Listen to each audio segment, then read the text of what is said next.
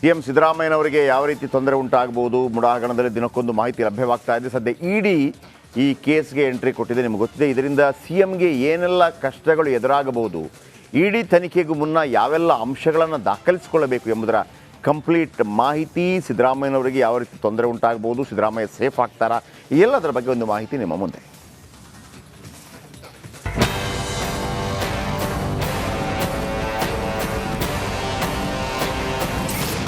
CM ಸಿದ್ದರಾಮಯ್ಯಗೆ ಬೆಂಬಿಡದ ಸಂಕಷ್ಟ. CM ಮನೆ ಮೇಲೆ ಇಡಿ ತನಿಖೆ ಯಾವಾಗ? ಸಿಎಂ ಸಿದ್ದರಾಮಯ್ಯಗೆ ಮೂಡಾ ಹಗರಣದಲ್ಲಿ ಇಡಿ ಎಂಟ್ರಿಯಾಗಿ ಬಿಗ್ ಶಾಕ್ ಕೊಟ್ಟಿದೆ. ಯಾವುದಕ್ಕೂ ಹೆದರದ ಸಿಎಂ ಸಿದ್ದರಾಮಯ್ಯ ಜಾರಿ ನಿರ್ದೇಶನಾಲಯಕ್ಕೆ ಹೆದರುವಂತೆಯಾಗಿದೆ. ಇಡಿ ದಾಳಿ ನಡೆಸಿದರೆ ಸಿದ್ದರಾಮಯ್ಯಗೆ ಬಂಧನದ ಭೀತಿಯೂ ಎದುರಾಗಿದೆ.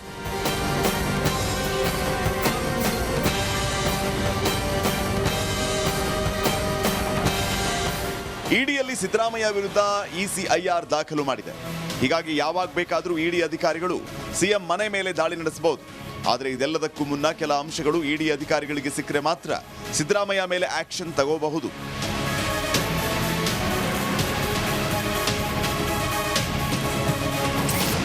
ಇಡಿ ತನಿಖೆಗೆ ಬೇಕಾದ ಅಂಶಗಳೇನು?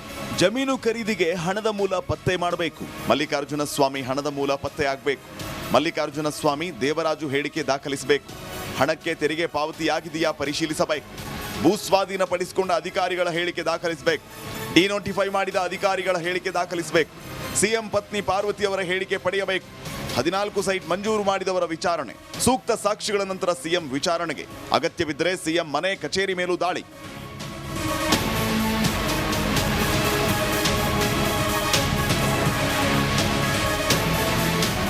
ಸದ್ಯ ಪ್ರಕರಣದಲ್ಲಿ ಸಿದ್ದರಾಮಯ್ಯ ಅವರನ್ನ ವಿಚಾರಣೆಗೆ ಒಳಪಡಿಸಲು ಇಡಿ ಸಾಕಷ್ಟು ದೂರ ಕ್ರಮಿಸಬೇಕಿದ್ದು, ಯಾವಾಗ ಬೇಕಾದರೂ ಸಿಎಂ ಬಂಧನವಾಗಬಹುದು.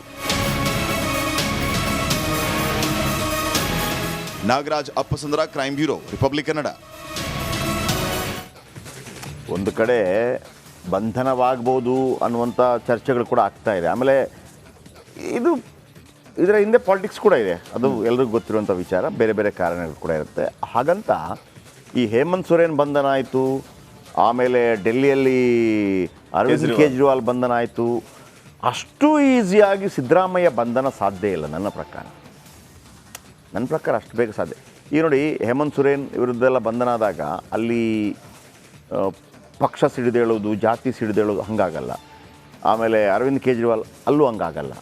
ಬಟ್ ಕರ್ನಾಟಕ ಹಂಗಲ್ಲ. ಕರ್ನಾಟಕದಲ್ಲಿ ಧರ್ಮ ನಡೆಯಲ್ಲ, ಜಾತಿ ನಡೆಯುತ್ತೆ. ಕರ್ನಾಟಕದಲ್ಲಿ ನಿಮಗೆ ಎಲ್ಲ ನಾರ್ದರ್ನ್ ಇಂಡಿಯಾದಲ್ಲಿ ಧರ್ಮದ ಆಧಾರದ ಮೇಲೆ ಎಲೆಕ್ಷನ್ ನಡೆಯುತ್ತೆ. ಇಲ್ಲಿ ಧರ್ಮದ ಆಧಾರದಲ್ಲಿ ನಡೆಯಲ್ಲ. ಧರ್ಮನ ಜಾತಿನ ಅಂತ ಬಂದಾಗ ಜಾತಿಗೆ ಬಂದುಬಿಡ್ತಾರೆ ಅಲ್ವಾ? ಕರೆಕ್ಟ್ ತಾನೆ? ಅಹಿಂದ ಇವ್ರ ಜೊತೆ ನಿಲ್ಲತ್ತೆ, ಸಿದ್ದರಾಮಯ್ಯನ ಜೊತೆ ಕುರುಬ ಸಮುದಾಯ ಅಹಿಂದ ನಿಲ್ಲತ್ತೆ, HDK ಜೊತೆ ಒಕ್ಕಲಿಗ ಸಮುದಾಯ ನಿಲ್ಲತ್ತೆ. ಆಮೇಲೆ ಯಾರು ಲಿಂಗಾಯತ್ ಸಮುದಾಯ ಯಡಿಯೂರಪ್ಪನ ಜೊತೆ ನಿಲ್ಲತ್ತೆ. ಯಡಿಯೂರಪ್ಪನ ಕೆಳಗಿಳಿಸಿದ ನಂತರ ಓಟಿಗೆ ಹಾಕಲಿಲ್ಲ. ಧರ್ಮಾಧಾರಿತವಾಗಿ ನಡೀಲಿಲ್ಲ, ಹಿಂದುತ್ವ ರೀತಿಯಲ್ಲಿ ನಡೀಲಿಲ್ಲ ಅಲ್ಲಿ ಎಲೆಕ್ಷನು. ಹಾಗಾಗಿ ಸಿದ್ದರಾಮಯ್ಯನವರನ್ನು ನೀವು ಅರೆಸ್ಟ್ ಮಾಡಿದ್ರಿ ಅಂದ ತಕ್ಷಣ ಅವರ ಅನುಯಾಯಿಗಳು ಕೈಕಟ್ಟಿ ಕೂತ್ಕೊಂಡ್ಬಿಡ್ತಾರೆ. ಹಂಗಾಗಲ್ಲ ಅಂತ. ಕಾನೂನು ಮುಂದೆ ಯಾವ ಜಾತಿ, ಯಾವ ಪ್ರಾಬಲ್ಯ, ಯಾವ ಪ್ರಭಾವ? ಆದರೆ ನಿಮಗೆ ನೋಡಿ, 2 ಟೈಪ್ ಇರುತ್ತೆ ಶ್ರೀಪಾದ್. ಈಗ ಡೈರೆಕ್ಟ್ ಇನ್ವಾಲ್ವ್ಮೆಂಟ್ ಅಂದಿದೆಯಲ್ಲ, ಅದನ್ನು ಯಾರು ಕೇರೆ ಮಾಡಲ್ಲ. ಆ ಸಂದರ್ಭದಲ್ಲಿ ಡೈರೆಕ್ಟ್ ಇನ್ವಾಲ್ವ್ಮೆಂಟ್ ಕಾಣ್ತಾ ಇದೆ, ಒಂದು ಕೊಲೆ ಆಗಿದೆ, ಇವನು ಅಲ್ಲಿದ್ದಾನೆ. ಈಗ ದರ್ಶನ್ ವಿಚಾರಕ್ಕೆ ಬಂದಾಗ ಒಪ್ಕೊಂಡಿಲ್ಲ. ದರ್ಶನ್ ವಿಚಾರ ಬರದೇ ಇದ್ರೆ ಪೊಲೀಸರು ದರ್ಶನ್ ಅವರನ್ನು ಅರೆಸ್ಟ್ ಮಾಡುವಂಥ ಧೈರ್ಯ ತೋರಿಸ್ತಾ ಇದ್ರ? ಹೌದು. ಸಾಧ್ಯ ಆಗ್ತಾ ಇತ್ತಾ? ನನ್ಗೆ ಹೇಳೋದು ಸಾಧ್ಯ ಆಗ್ತಾ ಇತ್ತು. ಒಬ್ಬ ದೊಡ್ಡ ನಟರಿ. ಹೌದು. ಅಲ್ಲಿ ನಿಮ್ಗೆ ಹೇಳಬೇಕು, ಕಾನೂನಿನ ಮುಂದೆ ಯಾವುದು ಏನೂ ಅಲ್ಲ ಅಂತೇಳಿ. ಆಯಿತಾ? ಯಡಿಯೂರಪ್ಪ ವಿಚಾರಕ್ಕೂ ಯಾಕೆ ಬಂತು ಅಂತಂದರೆ, ಡಿನೋಟಿಫಿಕೇಶನ್ ಮಾಡಿದಂಥ ಸೈನ್ ಇದೆ ಅಲ್ಲಿ. ಈಗ ಇದೇ ಸಿದ್ದರಾಮಯ್ಯನವ್ರದ್ದು ಅರ್ಕಾವತಿ ವಿಚಾರಕ್ಕೆ ಸಂಬಂಧಪಟ್ಟ ಹಾಗೆ ರೀಡುವಲ್ಲಿ ಏನಾದರೂ ಅರೆಸ್ಟ್ ಆಗುವಂಥ ಸಂದರ್ಭ ಬಂದಿದ್ರೆ ಅಲ್ಲೊಂದು ಸೈನ್ ಇದೆ. ಇವ್ರು ಹೇಳ್ತಿರೋದು ಇಲ್ಲಿ ಏನಂತ, ನಾನು ಪ್ರಭಾವ ಬೀರಿದ್ದೀನಿ ಅನ್ನೋದಕ್ಕೆ ಏನಿದೆ ಸಾಕ್ಷಿ ನಿಮ್ಮ ಬಳಿ?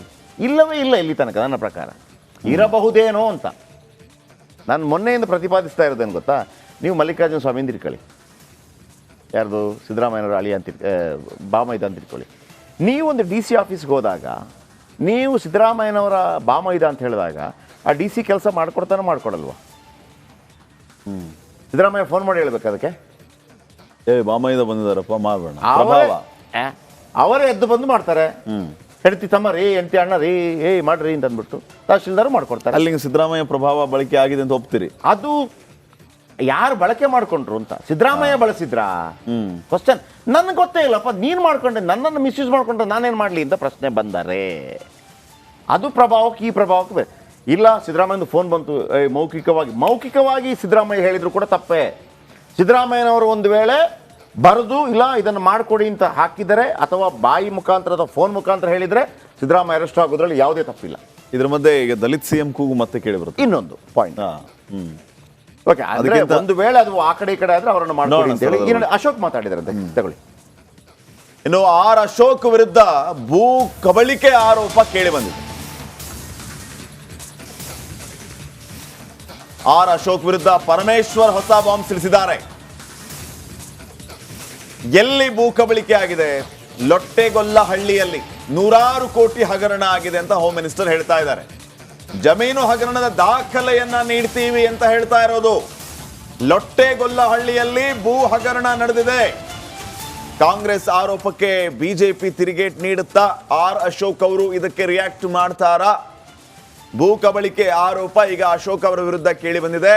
ಸ್ವತಃ ಗೃಹ ಸಚಿವ ಪರಮೇಶ್ವರ್ ಈ ವಿಚಾರವನ್ನ ಪ್ರಸ್ತಾಪ ಮಾಡಿದ್ದಾರೆ. ನೋಡೋಣ ಅವ್ರೇನು ಹೇಳಿದ್ದಾರೆ.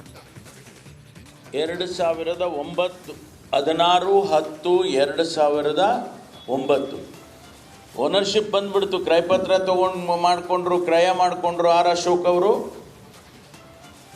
On the face of it ಅವರು ಓನರ್ ಅಂತ ಮಾಡಿಕೊಂಡ್ರು.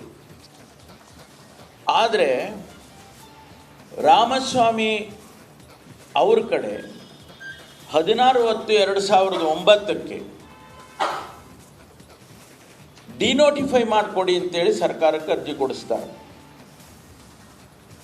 2009ರಲ್ಲಿ 16/10/2009 after gap of 2 years from the purchase, Ramaswamy is no more a owner. ಆದರೂ ಅವನು ಜಮೀನನ್ನು ಅಶೋಕ್ ಅವ್ರಿಗೆ ಮಾರಿದ್ದಾನೆ. ಇನ್ ಆ್ಯಕ್ಚುಯಲ್ ಫ್ಯಾಕ್ಟ್ ಡಿನೋಟಿಫಿಕೇಶನ್ ಮಾಡಿಸ್ಕೋಬೇಕಾಗಿದ್ದು ಅಶೋಕ್ ಅವರು ಮಾಡಿಸ್ಕೋಬೋದು. ಆದರೆ ಅಶೋಕ್ ಅವರು ಓನರ್ ಅಲ್ಲ, ರಾಮಸ್ವಾಮಿನೂ ಓನರ್ ಅಲ್ಲ. ಆದರೆ ರಾಮಸ್ವಾಮಿ ಕಡೆಯಿಂದ ಡಿನೋಟಿಫಿಕೇಶನ್. ಕಾಂಗ್ರೆಸ್ಸಿಗರು ನೋಡಿ, ಸಿದ್ದರಾಮಯ್ಯನವರ ಬುಡಕ್ಕೆ ಬಂದಾಗ ನಿಮಗೆ ಉಳಿದವ್ರದ್ದು ಸಮಸ್ಯೆಗಳು ಗೊತ್ತಾಗತ್ತಲ್ಲ, ಉಳಿದವ್ರು ತಪ್ಪು ಮಾಡಿ. ಇದಕ್ಕಿಂತ ಮೊದಲು ಯಾಕೆ ಬರಲಿಲ್ಲ? ಬಿ ಜೆ ಪಿಯವರು 21 ಹಗರಣಗಳಿದೆ ಅಂತೇಳಿ ನಿಮ್ಮ ಬುಡಕ್ಕೆ ಬಂದಾಗ ಯಾಕೆ ನೆನಪಾಯ್ತು ನಿಮಗೆ? We are very happy.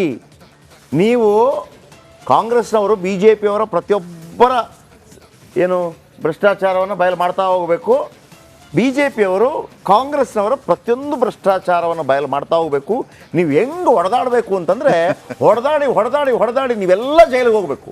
ನೀವೆಲ್ಲ ಕಿತ್ತು ಗುಡ್ಡೆ ಹಾಕ್ಕೊಂಡಿದ್ದೀರಲ್ಲ ಜಾಗ. ಇನ್ನೊಂದು ಸದಾನಂದ ಗೌಡ್ರದ್ದು ಬರುತ್ತೆ, ಐ ಥಿಂಕ್ ಸದಾನಂದ ಗೌಡ್ರು ಬರುತ್ತೆ. ಆಮೇಲೆ ಒಬ್ಬ ಯಾರೋ ಅಲ್ಲಿ 80